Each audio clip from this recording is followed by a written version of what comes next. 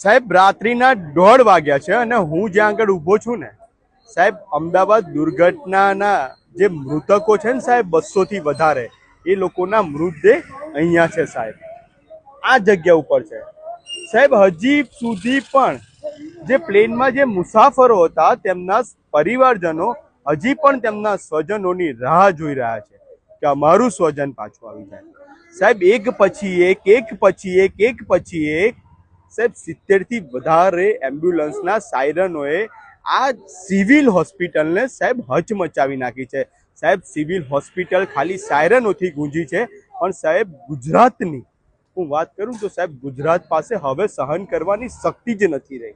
કારણ કે સાહેબ આટલી મોટી ઘટના, 200 થી વધારે ડેડ બોડીઓ સાહેબ, અમે જેને પૂછીએ છે ને સાહેબ, લોકો એક જ વાત કહે છે કે ભાઈ બહુ જ ખરાબ દ્રશ્ય, ના જોવા એવા દ્રશ્ય સાહેબ. કોકની આંગળી મળી છે, કોકનો પગ મળ્યો છે, કોકનું મસ્તક મળ્યું છે, કોકનું ધડ મળ્યું છે સાહેબ. કેવા પ્રકારની આ ઘટના હતી સાહેબ. આ ઘટનાને કોઈ શબ્દોની અંદર ક્યારેક કોઈ વર્ણવી નહીં શકે. અને સાહેબ નજરે જોનારા લોકો અને સાહેબ જેણે આ ઘટનાને સાક્ષી જે બન્યા છે, કે જેણે ઘટનાને નજરે જોયા બાદ જે લોકો સેવામાં જોડાયા હતા સાહેબ, આ ઘટના ખાલી અમદાવાદ નહીં પણ આ ભારત દેશની અંદર એક કલંકરૂપ ઘટના બની જશે આજે સાહેબ.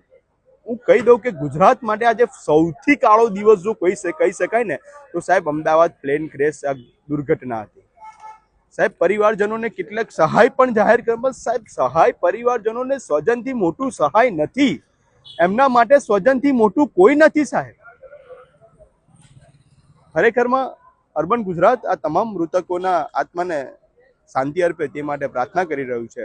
પણ રાત્રિના 1:30 વાગ્યા છે, તેમ છતાં અમદાવાદ સિવિલ હોસ્પિટલની અંદર હજી પણ એ જે મૃતકો છે, જે તેમના જે હોસ્પિટલની અંદર જે એમ્બ્યુલન્સોના સાયરનો હતા તેના અવાજ પણ હજી પણ સંભળાઈ રહ્યા છે સાહેબ.